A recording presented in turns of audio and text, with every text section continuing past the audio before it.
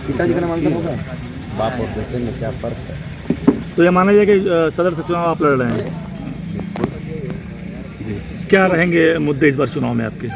आप जानते हैं जो पूरे देश के मुद्दे हैं, जो पूरे प्रदेश के मुद्दे हैं, बेरोजगारी मुद्दा है। हमारे यहाँ बुनकरों का मऊ शहर है, बुनकरों का सबसे बड़ा मुद्दा है, पासबुक का मुद्दा है। और उसके बाद जिस तरीके से आपने बंधे पर जाकर देख लीजिए, जो गरीबों के साथ अन्याय किया गया है, लोगों के घरे ढा दिए गए हैं, वो मुद्दा है। उसके साथ साथ बड़े बुजुर्गों का मुद्दा है, माँ बहनों की इज्जत आबरू का मुद्दा है, स्वास्थ्य का मुद्दा है, और साथ ही में अन्ना पशुओं से जो आज किसान 80 बरस के बूढ़े बुजुर्ग जिनको आराम करने की उम्र है, आज वो रात भर खेतों में डंडा लेकर के अपने खेत को बचाने में लगे हुए, उसका मुद्दा है। मुद्दे बहुत हैं, क्योंकि 5 वर्ष सिर्फ काम नहीं हुआ है, सिर्फ एडवर्टाइजमेंट हुआ है। और आप संविधान के चौथा स्तंभ मीडिया के भाइयों के द्वारा उनसे प्रश्न नहीं पूछा गया, प्रश्न हमेशा विपक्ष से पूछा गया है। मगर अब जनता का समय आ गया है। देखिए, मऊ मेरी जन्मभूमि थी, अब कर्म भूमि भी है। हम और आप सब साथ मिलकर के मऊ को बेहतर बनाने पे आगे बढ़ें। क्या वजह रही कि पिताजी चुनाव नहीं लड़ रहे हैं, आप लड़ रहे हैं? ये वजह आप शासन और प्रशासन से पूछिए। कितना मुश्किल होगा मुख्तार साहिब चुनाव लड़ेंगे, अब्बास लड़ेंगे तो? मुश्किलों के बारे में आप सोचिए, हमारा काम है लड़ना और जनता हमारे साथ। Thank you. आपके सामने भारतीय जनता पार्टी के मेरे सामने कोई नहीं है। मैं जनता के साथ, उनके आशीर्वाद के साथ लड़ रहा हूँ। और लोकतंत्र है देश में, सामने अलग अलग दलों के अलग अलग प्रत्याशी चुनाव में दाखिल किए हैं, वो चुनाव लड़ रहे हैं और सब है। आप क्यों एक ही व्यक्ति विशेष का नाम लेते हैं? मेरे ख्याल से 8-10 प्रत्याशियों ने अभी तक तो नामांकन कर दिया और आने वाले दो दिनों में और 2-4 पर 10 प्रत्याशियां करेंगे। प्रेस कॉन्फ्रेंस में आपने उस दिन कहा था अब्बास अंसारी चुनाव नहीं लड़ेगा, गलती कर दी थी। तब तक नहीं लड़ना था, फिर लड़ना था।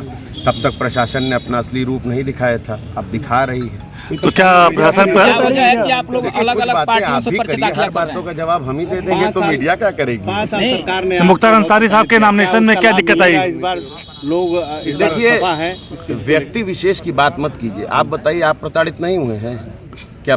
50 रुपए का खाने का तेल आज 200 रुपए का हो गया, आप प्रताड़ित नहीं हुए हैं? आप बताइए, 100 रुपए का डीजल हो गया है, आप प्रताड़ित नहीं हुए हैं? आप बताइए, आपके घर में क्या नौजवान साथी बेरोजगार नहीं बैठे हैं? आप बताइए, क्या ऐसा आपका मोहल्ले में कोई ऐसा नहीं है जो कोरोना काल में ऑक्सीजन और की कमी से मारा गया हो? इस पूरे प्रदेश में पिछले 5 वर्षों में अराजकता फैलाई गई है, जाति विशेष लोगों के द्वारा लोगों के ऊपर उत्पीड़न किया गया है, उनके मान सम्मान और इज्जत आबरू पे हाथ डाला गया है, और सभी उन लोगों को साथ दिया गया है जो जनता का उत्पीड़न करने का काम करते हैं। जो आज जनता की बात कर रहे हैं, वो कोरोना काल में वो जनता के बीच से गायब थे।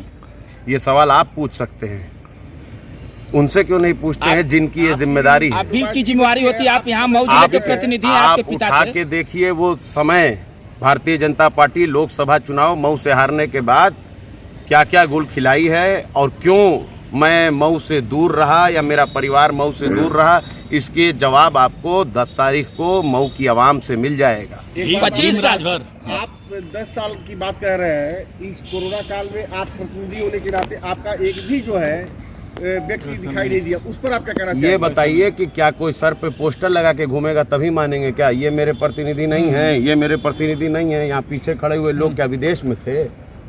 चलिए आप बताइए, जवाब 25 साल से मऊ जिला में आप समझिए, दबदबा है, उस पर क्या कहें? अगर लिफाफे में प्रश्न आए हैं, उन प्रश्नों को पूछना है तो देखिए मैं जवाब भी उस तरह से दे सकता हूँ।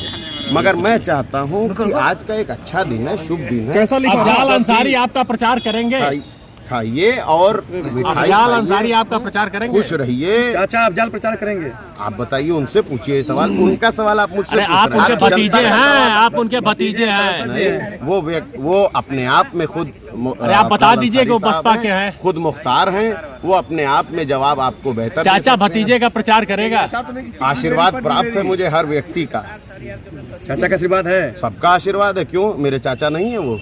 यानी आप ये राजनीति अपनी जगह है, खून परिवार अपनी जगह है। जनता का कहना है कि 25 साल में जिला में कोई विकास नहीं हो पाया, जनता कहाँ कह सिर्फ रही है? जेल में हम तो रहे नहीं और सुनाई जेल दे से ही क्या विकास होगा। हमारे ये विधायक आप जेल कह में रहे हैं रहे। भैया, और आपके प्रश्न हमेशा ऐसे ही होते हैं। ठीक है, आपके साथ क्या आशीष सिंह जी से मिलकर आके प्रश्न पूछ रहे हैं या अपने से पूछ रहे हैं? नहीं, हम आप पर ये आरोप नहीं लगाए, मगर हमने जिस पे लगाया आप यही दिखाते कि सब मीडिया पे हमने नहीं लगाया। आपके साथ प्रताड़ित क्यों नहीं दिया?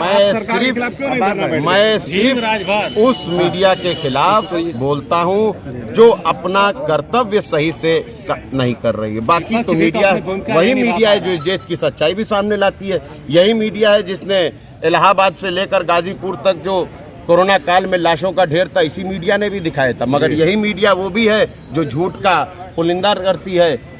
टेनी साहब के बेटे को बेल मिल गई, वो नहीं दिखा रही मीडिया। आपका तो बहुत सारी विपक्ष में है, आपका तो विरोध करना चाहिए इस पे। आप ये बताइए ना, विपक्ष का काम क्या है? विरोध करना, जनता को जागरूक करना या इस बताना। बात का वो आपको बता के करूंगा, अब्बास जी, आपको बता के करूंगा। जनता के बीच में मेरा जो काम है वो मैं कर लेता हूं। अब्बास अंसारी विधायक बनेंगे तो मऊ निवास बनेगा।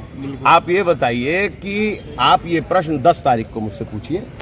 अभी तो मैंने सिर्फ पर्चा दाखिल किया, इसका मतलब आप मुझे विधायक मान रहे हैं? जनता में आप मुझे विधायक जीता हुआ मान रहे हैं? आप ये बताइए जीता हुआ मान रहे हैं? चलिए, धन्यवाद। रहने वाले 2 गनर 10 तारीख तक हर चीज का ध्यान रखें। रहने वाले 2 गनर को सस्पेंड किया गया है। आपके साथ जो चलने वाले 2 गनर, किसने कहा?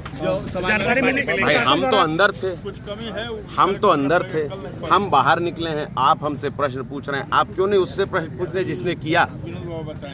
गाजीपुर की पुलिस आई, प्रशासन द्वारा सूचना मिला है। गाजीपुर की पुलिस ने सस्पेंड किया था। हम कहाँ तो अब आप बात है ये, मैं तो अंदर से निकल के आ रहा हूँ पर्चा दाखिल करके, आप हमसे सवाल पूछ रहे हैं। आप सभा पे पीसी किए थे ना उस दिन। ये आप बताइए मुझे।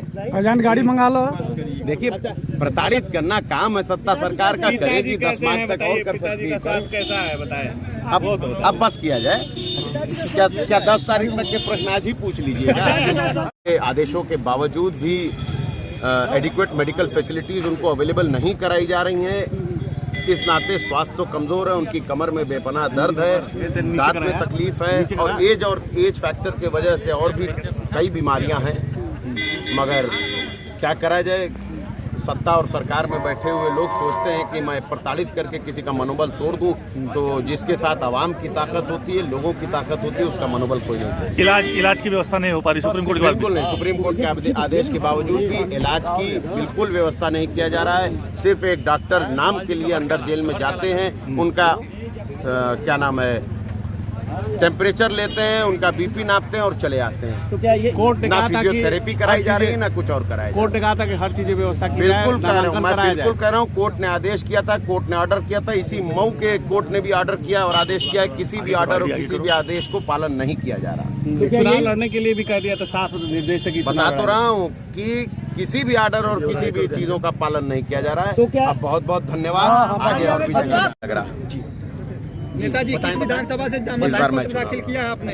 क्या वजह है कि आप चुनाव लड़ रहे हैं? ये प्रशासन से पूछिए, कुछ प्रश्न तो प्रशासन के लिए भी रखिए। अच्छा, जनता क्या सरकार ने किया है और जनता मुंहतोड़ जवाब देगी। 10 मार्च को भारतीय जनता पार्टी के ताबूत में कील ठोकी जाएगी और उसके बाद उत्तर प्रदेश में बेहतर समय आएगा। मऊ का इतिहास ही बदल जाएगा।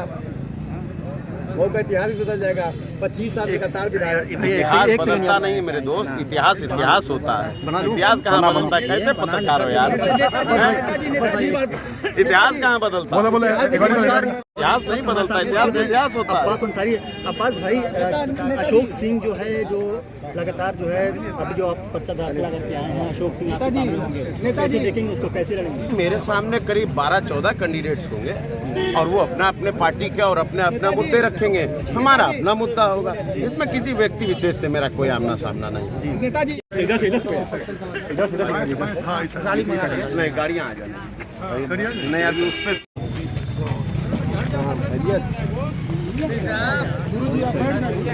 चाचा टोल पैसा तो नहीं मिला। साथ चलो ना, अंदर मिठाई मिलती है। आओ चाचा। सही